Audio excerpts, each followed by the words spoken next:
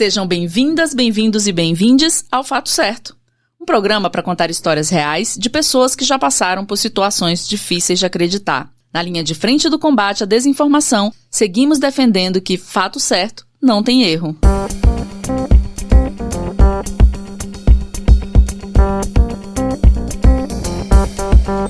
Eu sou a Ana Paula. E eu sou a Ana Nery.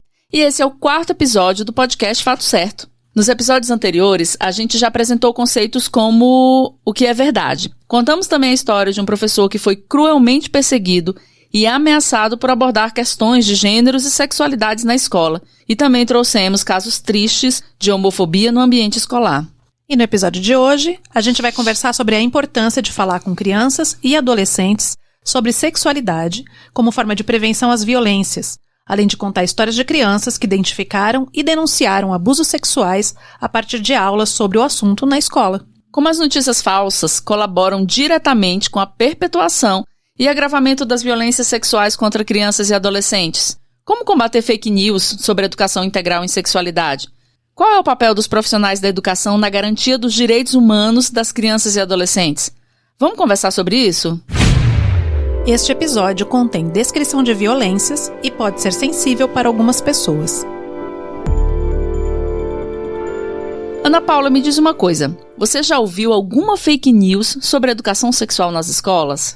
Olha, Ana, infelizmente eu já ouvi várias. Algumas são tão absurdas que não dá nem para acreditar que são levadas a sério.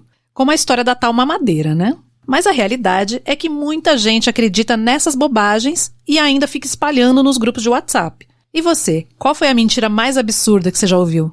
Nossa, gente, assim, Ana Paula, difícil de escolher a mais absurda entre tantas, viu? Mas tem quem diga até que falar sobre sexualidade é ensinar a estimular as crianças a fazerem sexo e destruir a instituição familiar. Eu não aguento mais ouvir isso. Mas a verdade é que a educação sexual é um dever das escolas, das famílias, do Estado e das políticas públicas. E enquanto essas pautas alimentadas pelas notícias falsas avançam nos poderes legislativo, executivo e judiciário aqui no Brasil, a Unesco realizou estudos ao redor do mundo e averigou que programas de educação sexual, na verdade, contribuem para que a iniciação das atividades sexuais ocorra mais tarde entre os adolescentes. Além disso, essa pesquisa revelou que as aulas sobre o tema contribuem para o aumento do uso dos preservativos e contraceptivos e ainda propiciam maior conhecimento sobre gravidez e infecções sexualmente transmissíveis, as ISTs. E tem mais. Os especialistas do tema acreditam que estes programas de educação sexual também contribuem para a redução da violência doméstica e da discriminação e para a promoção da igualdade de gênero. Só coisa boa, né? Nós vamos deixar o link para esses estudos da Unesco aqui na descrição do episódio para vocês poderem conferir todos os detalhes, tá bom? E tem mais, né? Quantas crianças e adolescentes já descobriram que estavam sofrendo abuso justamente depois de assistir aulas ou palestras sobre o tema na escola? Por exemplo, após uma palestra sobre educação sexual em uma escola de Remígio, no Agreste do Paraíba, uma menina de apenas 8 anos procurou a professora e falou para ela que quando ia brincar com a prima, o pai dela passava a mão em suas partes íntimas enquanto ela estava assistindo televisão na casa dele. Durante aulas ou palestras sobre o assunto, além de identificar possíveis atos de abusos, as crianças e jovens sentem-se mais seguros para reportar às professoras e professores sobre atitudes suspeitas, como essa, por exemplo. Nesse caso, a direção da escola entrou em contato com a avó da menina, que denunciou o abusador à polícia e ele foi condenado a 8 anos e 6 meses de prisão. Um criminoso denunciado, descoberto, investigado e condenado após uma palestra de educação sexual. E isso é muito importante, gente.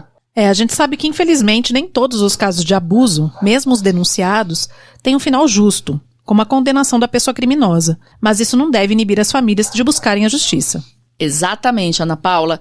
Inclusive, a juíza Juliana Dantas de Almeida explicou que os crimes sexuais, em regra, acontecem às escondidas e muitas vezes não deixam vestígios ou testemunhas, que as pessoas presentes, em geral, são apenas o agressor e a agredida ou agredido. E por isso, entende-se que a palavra da vítima prevalece sobre a do acusado.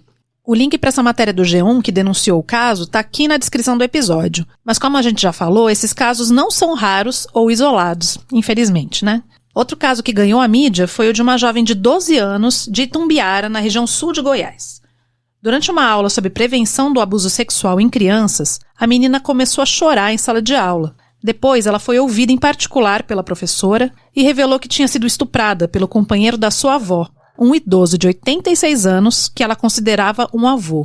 A jovem disse que o crime ocorreu quando ela tinha entre 7 e 8 anos, durante uma visita à casa da avó. E aqui é importante a gente informar que está em tramitação um projeto de lei que torna imprescritível o crime de estupro de vulnerável, ou seja, o abuso sexual cometido contra menores de 14 anos ou pessoas que, por qualquer causa, não possam oferecer resistência. Isso porque, muitas vezes, as vítimas demoram anos para conseguir denunciar, como foi o caso da vítima de Itumbiara. Atualmente, a Lei 12.650, recente, de 2021, que ficou conhecida inclusive como a Lei Joana Maranhão, estabelece que a contagem da prescrição de crimes sexuais contra crianças e adolescentes seja iniciada apenas a partir da data que a vítima completar 18 anos. Exatamente, Ana Nery. E por isso fica cada vez mais nítida a necessidade de ofertar conhecimento e criar ambientes seguros para que crianças e jovens possam entender e denunciar abusos sexuais. No caso dessa jovem de 12 anos que denunciou o homem que considerava um avô, ele foi investigado e condenado a 14 anos de reclusão em regime fechado.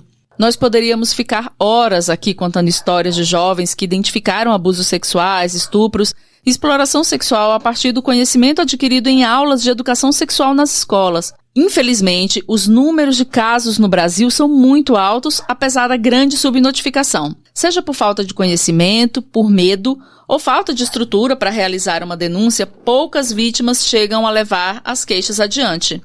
Segundo Maurício Cunha, secretário nacional dos Direitos da Criança e do Adolescente, estudos prevêem que somente um caso é registrado para cada 20 que acontecem pelo Brasil. Veja só que absurdo. Então, ou seja, se em 2020 o Disque 100 recebeu 14 mil denúncias de abuso sexual, estupro ou exploração sexual contra crianças e adolescentes, o número real pode chegar a mais de 280 mil casos. É um número chocante, no mínimo, Então, se você quer ajudar a proteger crianças e adolescentes, a educação integral em sexualidade é o melhor caminho. Nas escolas, as aulas devem ser adequadas a cada idade e levar informações sobre o funcionamento do corpo, explicar o que são partes íntimas e o que é consentimento. A gente precisa falar a respeito disso com as crianças para que os abusadores não tenham vez. Não se deixe levar por notícias falsas. Não acredite ou repasse a ideia de que educação sexual é algo pervertido ou danoso. Na verdade, só o conhecimento pode libertar as vítimas de abuso dentro e fora de casa e prevenir outros tantos casos. E além disso, Ana Paula, tratar desse tema nas escolas é totalmente constitucional.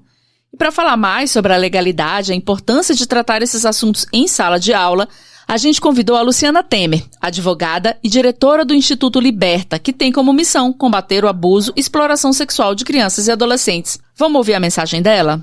Oi, por que a gente defende tanto que a escola é o espaço, sim, para se tratar de violências sexuais e de relações sexuais saudáveis com crianças e adolescentes? Vamos trabalhar com um dado? 67% das violências sexuais acontecem dentro da residência da vítima.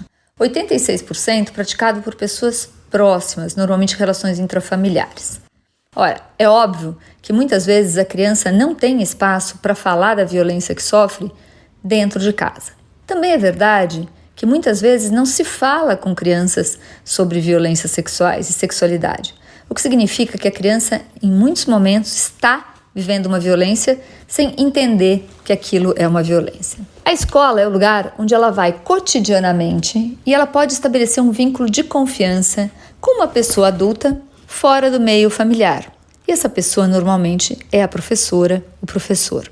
Quando a gente fala de conversar sobre violências nas escolas, a gente fala de abrir espaço para que crianças que estejam sendo vítimas de violência reconheçam esta violência e denunciem, contem o que está acontecendo, mas mais que isso, que crianças evitem a violência, à medida que muitos abusadores se aproveitam da ignorância da criança a respeito do que está acontecendo. Se ela não estiver nessa ignorância, ela pode se proteger e evitar a violência.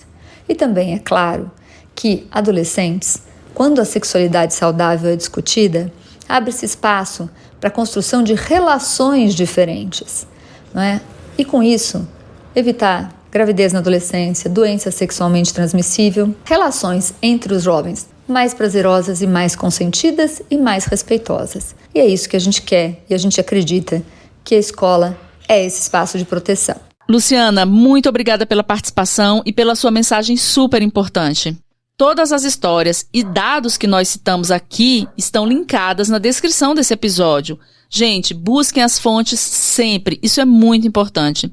Infelizmente, histórias como essas envolvendo notícias falsas são mais comuns do que a gente imagina. Você já passou por algo parecido ou conhece alguém que passou? Manda sua história pra gente. fatocerto@plan.org.br. Fato Certo, tudo junto, @plan.org.br. E nos ajude a alertar mais pessoas sobre casos como esses.